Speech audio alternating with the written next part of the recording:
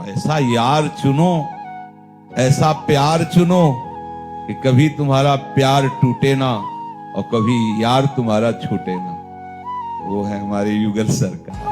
प्रिया, अरे छैल छबीली लाडली, छैल छबीले लाल, छैल छबीली सहचरी, मनो प्रेम की माल। आठों पहर महासुख की वर्षा होती रहती है निकुंज में। बचपन से क्या है, हमें सदगुरुदेव भगवान ऐसे मिल गए।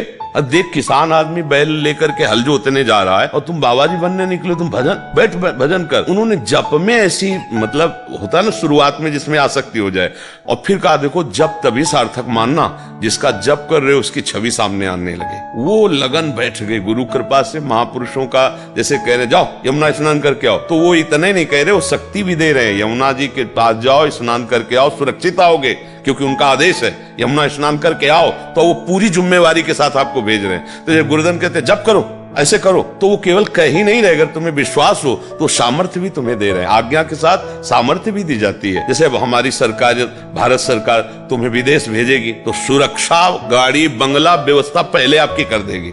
आप सरकारी आदमी हो। ऐसे ही है गुरुजनों की कृपा। कोई समझ नहीं पाता, संत आदेश दे तो फिर उसमें अपने विचार मत लगाओ, क्योंकि उनकी शक्ति उसके साथ है, आदेश के साथ है। महाराज जी, लोग हर हर महादेव बोलते हैं, हाथ ऊपर उठाकर बोलते हैं। महाराज जी, इसका क्या मतलब? हाथ देखो, हाथ उठा करके तो अपने आराध्य देव का सबको हम बोलते हैं जय जय श्री राधे। अयोध्या में जाओ जय जय सिया राम, इसका मतलब होता शरणागति। ये समझ ना, ये जब एक को गोली बंदूक में नहीं बजती है ना, तो डकैत क्या करता है, क्या करता बंद हाँ सर मारला ले ये है ना, जिसे हम शास्त्रीय भाषा में शरणागति कहते हैं, उसे आप अंग्रेजी में सरेंडर, सलेंडर की सरेंडर क्योंकि हमें अंग्रेजी ले आती सरेंडर। हाँ, अब एक को गोली नहीं रह गई तो अब समझा के सामने से, तो इसलिए तो ये मन, ये बुद्धि, ये चित्त, ये अहंकार में को सामर्थ्य नहीं रह गई। प्रभु अब आपकी शरण में है, तो जय जय श्री राधे। ऐसा नहीं कि भक्त के जीवन में दुख नहीं आता। हमें तो लगता है कि सबसे ज्यादा दुख तो भक्त के जीवन में आता है। आप देखो बड़े बड़े भक्तों, क्योंकि उनका आखिरी जन्म होता है, आखिरी, अब ये पूरा हिसाब किताब बराबर होगा तो फटाफट बहुत बड़ा दुख छोटे में दे करके निपटाया जाता है। क्योंकि कानून है, कानून व्यवस्था में अगर वहां प्रश्न उत्तर हो कि आप इसको मुक्त कैसे कर दे, तो उसका हिसाब देना पड़ेगा आपको।